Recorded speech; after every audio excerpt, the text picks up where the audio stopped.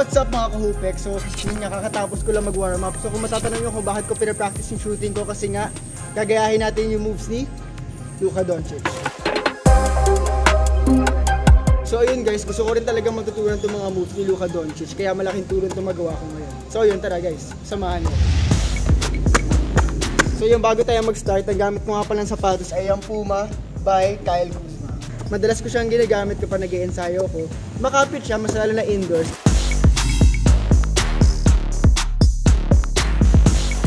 So mga kahupeks, ang pinakaunang move na gagawin natin ay ang famous turnaround fade ni Luka Doncic. Down to 3 seconds, 2 seconds, Doncic for the win! Oh yeah! The dagger! So makikita naman natin na ito yung pinaka go-to move talaga ni Luka Doncic kapag dating sa post moves niya, mas lalo na kapag may mismatch. So tingnan natin kung magagawa natin naman.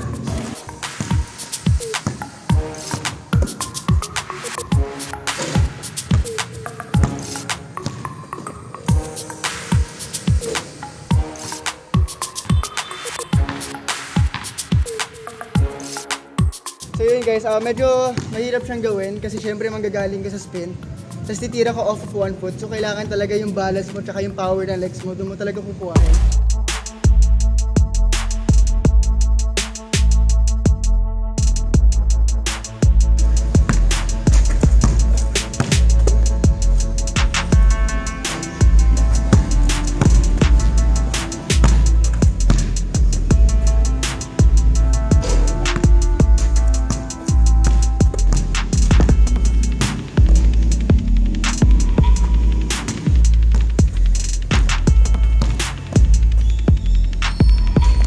So yun guys, yung counter na yun, pwede na rin gawin yun kapag hindi nyo nabenta yung fake. Pwede kayong mag-counter ng layup tayo ng finish.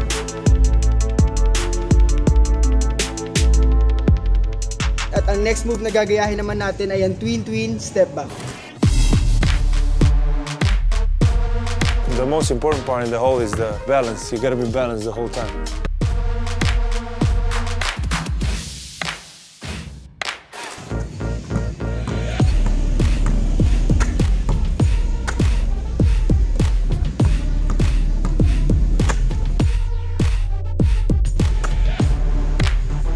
So mga kahupeks, ang pinaka-key para ma-execute mo yung move na ito na maayos is kailangan ma-freeze yung defender o ma-relax siya.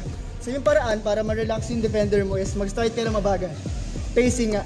Mag-pace ka na mabagal and then mag-explode ka ng step back mo na mabilis. Kasi naka-relax na yung kalaban mo. Hindi siya makakapag-recover na mabilis sa'yo. So ito naman yung counter move na pwede natin gawin kapag hindi natin ma-execute na maayos yung step back jumper. Pwede natin lagyan ng between the legs and then mag-cross over tayo para ma-sell natin yung kalaban and then makapag-penetrate tayo sa loob.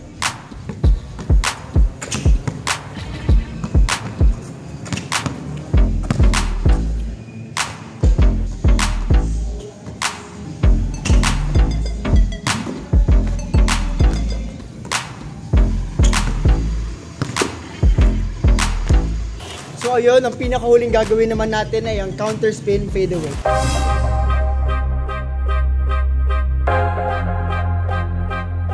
So yun, medyo mahihirapan tayo dito dahil kailangan talaga natin gamitan ng proper footwork at dribble timing. So yun, samahan nyo ako dun.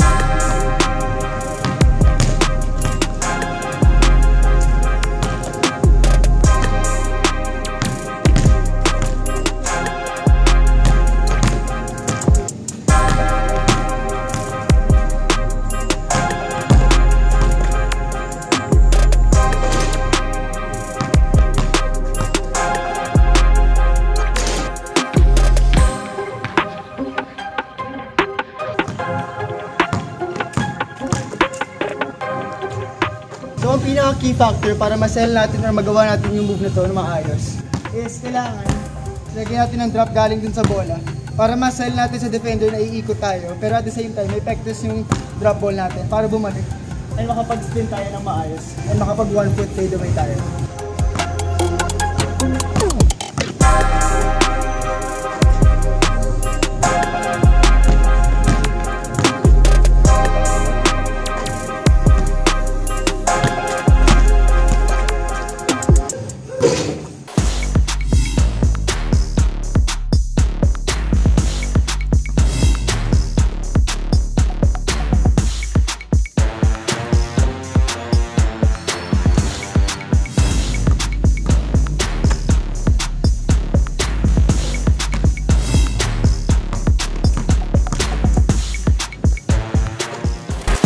Hey, Hoopex fam! If you enjoyed this video, don't forget to give it a thumbs up and subscribe to our channel for more content like this. And guess what? You can now support the channel by checking out our awesome merch, like this Hoop X Greatness t-shirt featuring the Mamba Kobe Bryant, and we also have the GOAT Michael Jordan.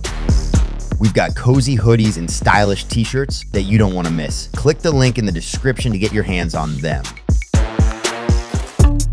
So yung mga Hoopex, medyo nakakapagod talaga yung mga drills na ginawa natin. Pero, yun nga, ilang reps pa natin ginawa bago natin ma-execute na maayos. Pero yun, yung mga NBA players naman na yun, especially si Luka Doncic, bago naman niya na-execute na maayos yun, pinag-ensayuhan niya rin muna yun, ilang beses rin muna ginawa yun. So yun yung ginawa natin. Maraming failures yung nagawa ko bago ko magawa ng maayos yung move, pero nagawa naman natin. Kaya mga Hoopex, kung meron pa kayong alam na moves dyan or gusto nyong gayahin namin dito, i-comment lang dyan sa comment section down below.